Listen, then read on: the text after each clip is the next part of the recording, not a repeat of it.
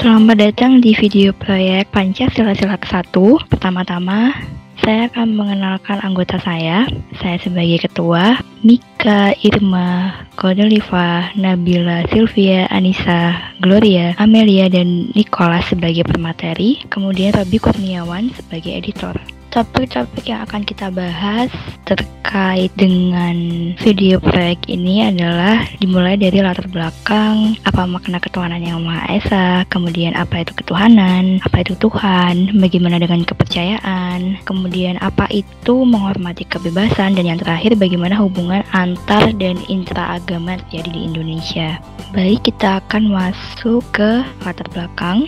Saya ingin mengingatkan kembali bahwa negara Indonesia ini sangat pluralistik dan Pancasila itu merupakan dasar negara yang mampu mengakomodasikan keberagamaan dalam kehidupan berbangsa dan bernegara di Indonesia. Jadi Pancasila ketuhanan yang Maha Esa ini adalah garis yang memang sejak dulu itu selalu mencari Tuhan atau ketuhanan. Kemudian kita sudah mengerti apa fungsi dan tujuan dari sila ke-1 Pancasila. Ternyata banyak sekali masyarakat Indonesia yang masih memiliki persepsi yang miring, dan konsekuensinya perbedaan persepsi ini itu dianggap sesat. Contohnya, anggaplah kita yang beragama Muslim kemudian melihat ada perbedaan persepsi dengan orang yang beragama Kristen, kita akan menganggap mereka sesat. Kemudian yang kedua adalah munculnya radikalisme. Munculnya radikalisme ini timbul akibat persepsi juga. Jadi ketika minoritas ini yang dianggap sesat ini itu ingin disamaratakan, ingin diseragamkan, maka akan menimbulkan tindakan radikalisme. Tapi sebenarnya tindakan radikalisme sesungguhnya bukan berperang untuk Tuhan, tetapi untuk memperjuangkan persepsi mereka saja. Menarik bukan? Dan ini yang akan kita bahas lanjut di slide-slide yang berikutnya. Kemudian kita akan membahas tentang apa makna ketuhanan yang Maha Esa. Selanjutnya saya akan menjelaskan makna dari ketuhanan yang Maha Esa. Sila pertama dari Pancasila, ketuhanan yang Maha Esa, hendak mengingatkan kepada kita, rakyat Indonesia, bahwa bangsa kita mengakui adanya Tuhan, Sang Pencipta alam semesta dan seluruh isinya. Tuhan adalah sumber segala dan telah ada sebelum dunia ini dijadikan. Itulah sebabnya simbol sila pertama, yaitu bintang, memiliki latar belakang hitam untuk menunjukkan bahwa Tuhan bukanlah rekayasa manusia. Bintang itu sendiri memberikan gambaran Tuhan yang memberikan cahaya rohani bagi umat manusia. Jika kita perhatikan kembali simbol bintang tersebut, terdapat 5 cahaya. Kelima cahaya ini merepresentasikan 5 agama besar yang diakui di Indonesia. Sila ketuhanan yang Maha Esa juga mengingatkan kita bahwa sebagai bangsa Indonesia kita hendaknya percaya kepada Tuhan sesuai dengan agama yang kita anut. Dilihat dari sisi sejarah, bangsa Indonesia memang sudah dikenal religius. Oleh karena itu, para pendiri negara kita menjadikan sila berasas ketuhanan ini sebagai sila yang pertama. Para pendiri negara kita percaya bahwa Tuhan adalah yang terutama dan yang terpenting dalam menentukan setiap langkah kehidupan bangsa dan negara kita. Namun, tidak jarang sila ketuhanan yang Maha Esa ini disalahpahami oleh masyarakat. Mengacu pada perspektif bahasa Sangsekerta, ketuhanan yang Maha Esa bukan berarti Tuhan yang satu. Bahasa Sangsekerta dari satu atau tunggal adalah Eka, bukan Esa. Kata Esa berasal dari kata etat, yang berarti keberadaan yang mutlak. Atau dapat pula mengacu pada kata dis dalam bahasa Inggris. Kita sama-sama tahu bahwa semboyan negara kita adalah Bhinneka Tunggal Ika. Namun mengapa bukan Bhinneka Tunggal Eka? Ketiga kata dalam Bhinneka Tunggal Ika merupakan bahasa Jawa kuna. Bhinneka berarti beraneka ragam, tunggal berarti satu, dan ika berarti itu. Oleh sebab itu, secara harafiah, Bhinneka Tunggal Ika berarti beraneka satu itu, yang bermakna meskipun berbeda-beda, tetapi pada hakikatnya bangsa Indonesia tetap adalah satu kesatuan. Itulah makna sila ketuhanan yang Maha Esa, dan sedikit klarifikasi saya mengenai miskonsepsi yang sering terjadi terhadap sila pertama dari sila Pancasila ini. Membahas tentang konsep ketuhanan. bahasa, maka selanjutnya kita akan membahas mengenai bagaimana arti ketuhanan dan apa perbedaannya dengan kata ketuhanan. Ketuhanan adalah kata berimbuhan awalan ke dan akhiran an yang berasal dari kata dasar Tuhan. Dalam KBBI, ketuhanan berarti sifat keadaan Tuhan dan segala sesuatu yang berhubungan dengan Tuhan. Berdasarkan hal tersebut, maka ketuhanan berarti segala sesuatu yang berhubungan dengan sifat keadaan Tuhan. Oleh karena itu, berketuhanan berarti mengimplementasikan sifat-sifat Tuhan yang Maha Pengasih dan Maha Penyayang. Lalu, mengapa nilai ketuhanan ini ada dalam sila Pancasila? Dalam sejarahnya, konsep ketuhanan dibuat dalam beberapa rumusan. Yang pertama, yaitu pada pidato Insinyur Soekarno di sidang BPUPKI tanggal 1 Juni 1945. Terdapat 5 sila dasar negara yang pada sila kelimanya berbunyi ketuhanan. Nilai ketuhanan tersebut menekankan pada konsep ketuhanan yang berkebudayaan.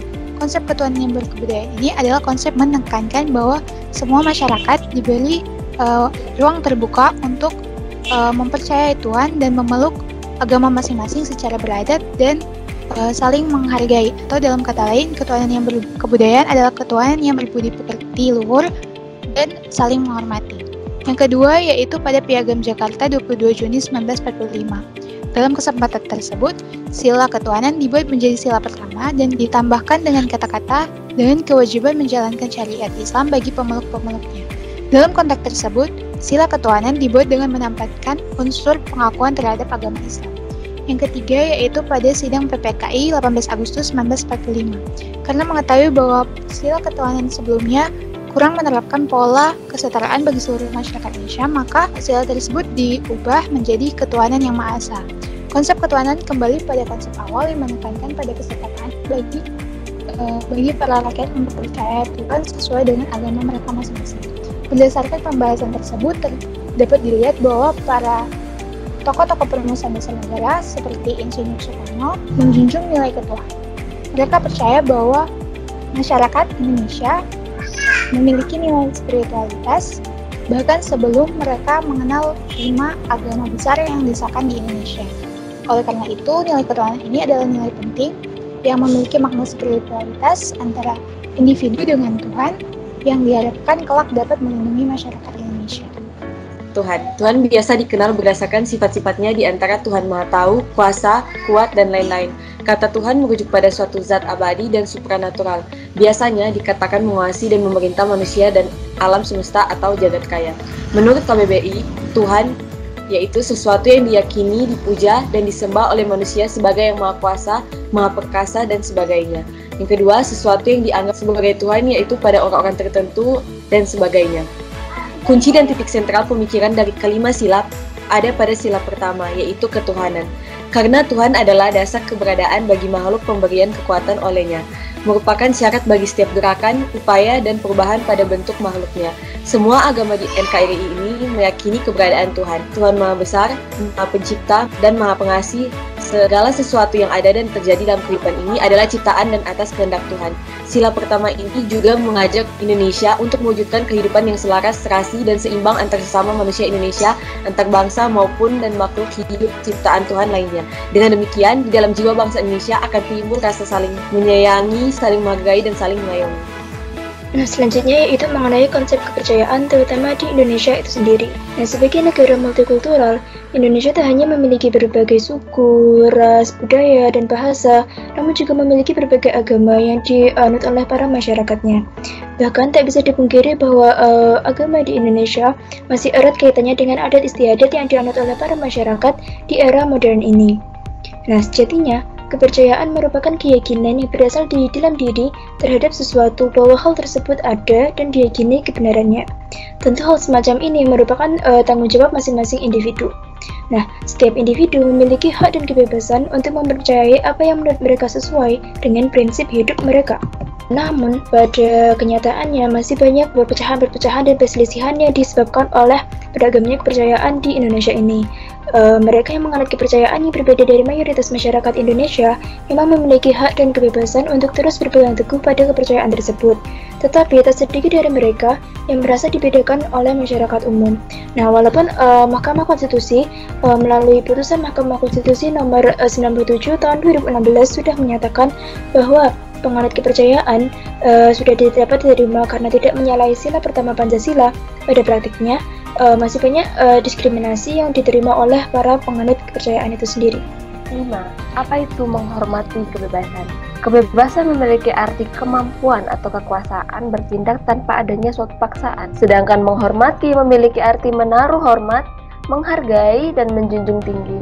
Sedangkan menghormati kebebasan dalam konteks agama memiliki arti menghargai dan mendukung kebebasan individu atau masyarakat untuk menerapkan agamanya, baik itu dalam ruang pribadi maupun umum. Menghormati kebebasan juga diterapkan dalam sikap toleransi, di mana toleransi memiliki arti kemampuan setiap orang untuk menghargai, menghormati, dan menahan diri terhadap hal-hal yang tidak sejalan dengan dirinya.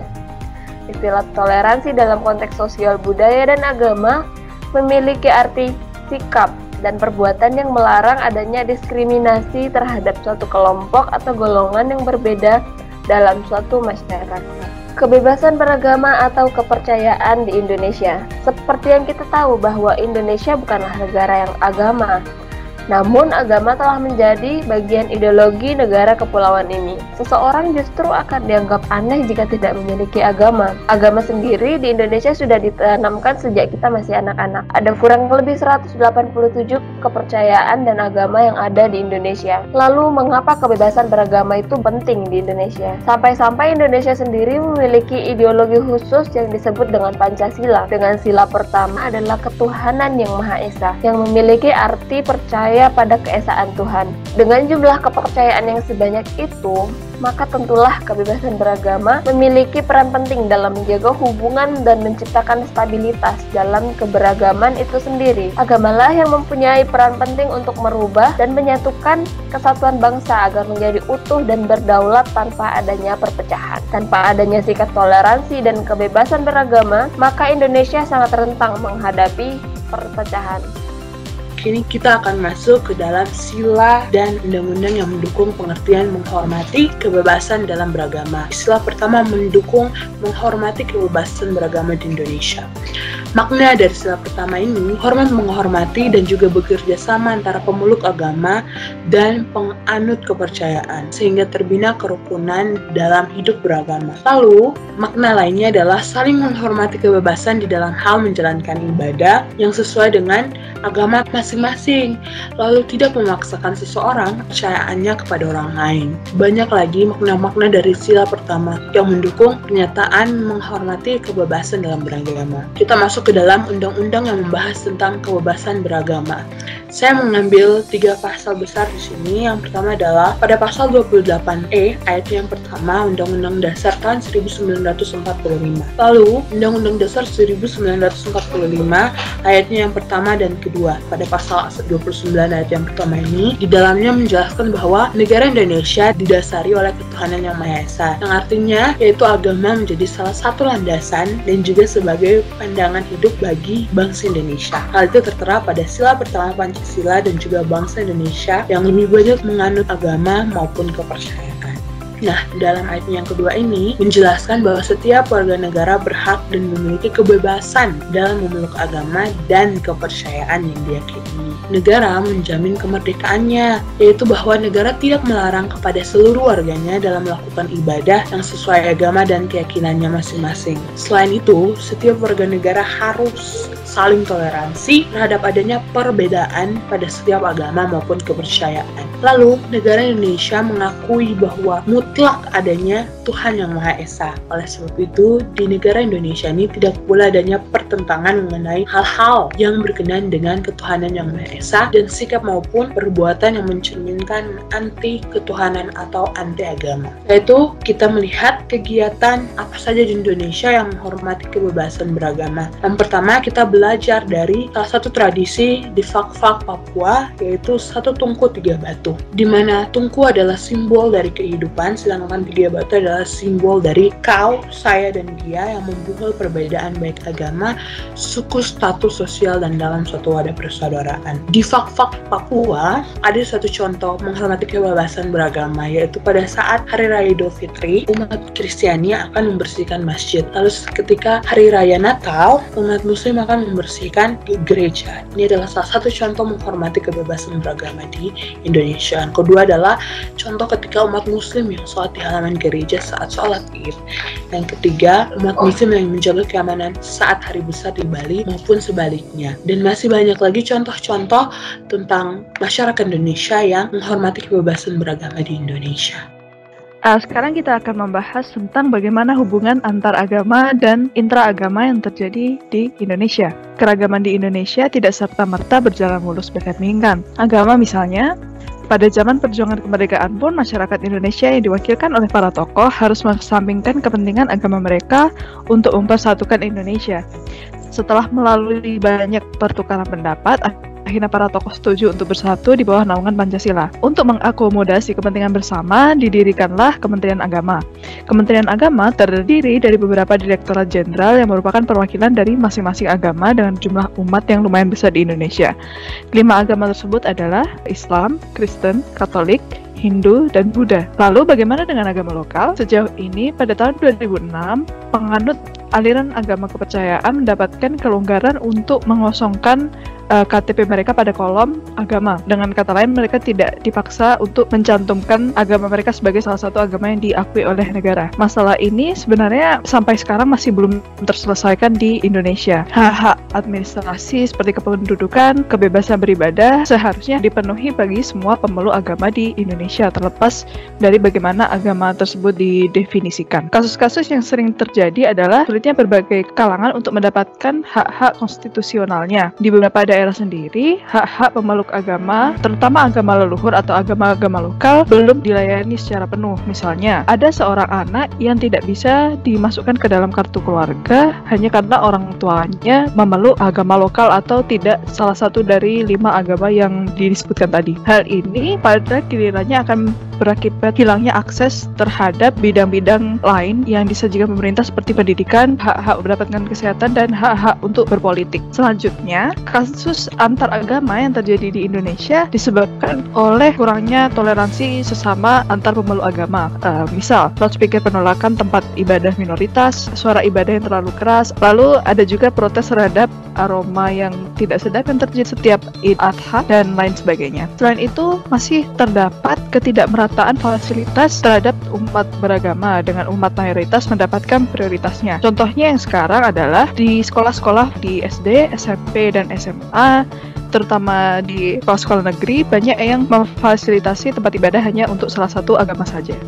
Lalu, bagaimana dengan hubungan interagama di Indonesia? Hubungan interagama adalah hubungan internal antar beberapa aliran dalam agama yang sama. Beberapa hubungan interagama ini terlihat memiliki hubungan yang baik, namun hubungan mereka pun memiliki konflik. Kasus yang pertama adalah hubungan dengan umat Islam dengan umat Ahmadiyah. Di sini saya menggunakan Islam dalam tanda kutip karena saya percaya bahwa tidak seluruh umat Islam menolak Ahmadiyah untuk berkembang di Indonesia. Dalam kasus ini, Ahmadiyah dikatakan sebagai aliran sesat yang harus diusir dari Indonesia. Hal tersebut merupakan sikap dari Majelis Ulama Indonesia atau MUI. Selain itu, ada kasus lain di mana terjadi konflik antara Islam Sunni dan Islam Syiah. Salah satu konflik antara dua aliran tersebut terjadi di Sampang, Jawa Timur. Banyak versi yang menyebutkan mengapa konflik ini dimulai. Namun, sebagian besar mengarah pada konflik antara Tajul dan Roisul, dua kakak beradik yang memiliki aliran yang berbeda. Tajul dengan Syiahnya dan Roisul dengan Sunninya. Perlu diketahui bahwa masyarakat sekitar telah memegang aliran Sunni sejak lama. Contoh terakhir adalah saksi-saksi Yehova dengan Kristen, yang selanjutnya akan saya sebut dengan SSY. SSY merupakan salah satu aliran Kristen yang dapat dikatakan berbeda dengan yang lainnya. Mereka mempercayai bahwa Tuhan hanya satu, dan Yesus bukanlah bagian dari Tuhan. Artinya, mereka mempercayai bahwa tidak ada yang namanya Tritunggal seperti yang dipercaya oleh Kristen. Namun, mereka tetap membaca Alkitab dan mempercayai Kristus sebagai juru selamat, maka mereka tetap dikatakan sebagai Kristen. Konflik antara mereka lebih kepada SSY dikatakan sebagai aliran sesat oleh kekristenan. Maka dari itu, berbagai upaya mereka dalam beribadah seringkali tidak diberi izin, termasuk juga mereka tidak diberikan berkembang. Intinya, hubungan internal suatu agama juga dapat terjadi konflik. Bahkan, kadang konflik internal dapat lebih mengerikan dibandingkan dengan konflik eksternal agama-agama. Perbedaan pendapat dalam mengartikan kitab suci kadang menjadi alasan adanya konflik-konflik internal ini. Bahkan, banyak yang keluar dari ajaran agamanya dan membuat agama baru berdasarkan pemahamannya kepada kitab suci tersebut. Memahami bahwa pemahaman kitab suci dapat berbeda dan saling menghormati pemahaman tersebut selama tidak merugikan orang lain, seharusnya konflik internal seperti yang sebelumnya dijelaskan dapat diminimalisir. Sekian dari kelompok kami. Terima kasih.